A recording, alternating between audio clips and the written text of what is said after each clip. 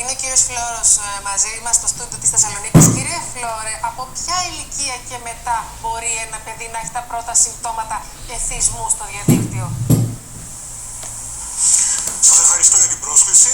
Κοιτάξτε, το ερώτημα αυτό είναι σύνθετο και πλέον πρέπει να σημειώσουμε ότι τα παιδιά από πολύ μικρή ηλικία εκτίθενται πλέον με μια έννοια στη νέα τεχνολογία. Δηλαδή, ένα παιδί μπορεί να μάθει να γυρίζει τις σελίδες του iPad προτού καλά μάθει να γυρίζει τις σελίδες ενός κανονικού βιβλίου. Μα όλοι το έχουμε παρατηρήσει στις παρέες μας. Τα παιδιά έχουν μπροστά τα κινητά των γονιών ή τους ηλεκτρονικούς υπολογιστούς ή τις ταμπλέτες και τα χειρίζονται λες και έχουν γεννηθεί με αυτή την ικανότητα. Πολύ με μεγαλύτερη άνεση από ότι οι ενήλικες. Έχουν γεννηθεί σίγουρα σε μια τεχνολογική κοινωνία η οποία ενδιαφέρει κατά πολύ από την κοινωνία στην οποία γεννηθήκαμε και ανατραφήκαμε εμείς, οι γονείς τους και γενικότερα οι υπόλοιπες γενιές. Το οποίο δημιουργεί ένα πολύ μεγάλο έλλειμμα γνώσης και πραγματικής επαφής που μπορεί να αποβεί και επικίνδυνο σε ορισμένες περιπτώσεις. Ποια είναι τα συμπτώματα? Για παράδειγμα, σε μια έρευνα. Να σας ακούω.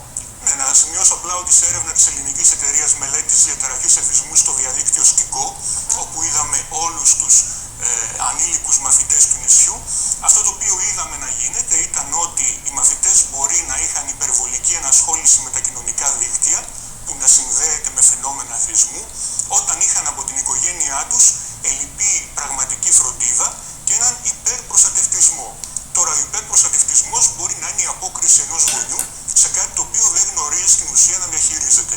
Δεν ξέρω δηλαδή κάτι, είναι κακό και βάζω υπέρμετρα πολλούς περιορισμούς και γενικότερα στη ζωή.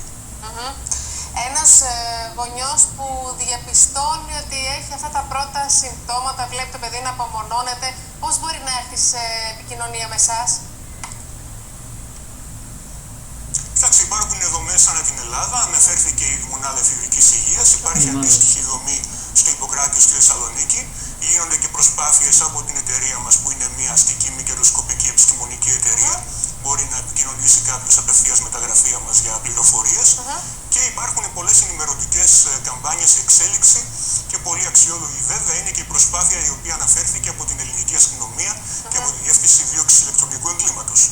Σας ευχαριστώ πολύ, κυρία.